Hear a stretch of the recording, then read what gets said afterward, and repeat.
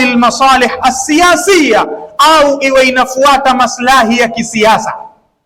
Wasimame baadhi ya watu kwa mujibu wa vyama vyao na kwa mujibu wa sera zao, watafute aya na hadithi zinazowaunga mkono kwenye yale wanayoyataka wao, sio wao wahakikishe vyama vyao, siasa zao, sera zao, kauli mbiu zao zinatengenezwa kwa mujibu wa dini. Hapana, eti dini ndo ifuate hayo mambo yao. Haikuteremshwa dini ili iwe hivyo.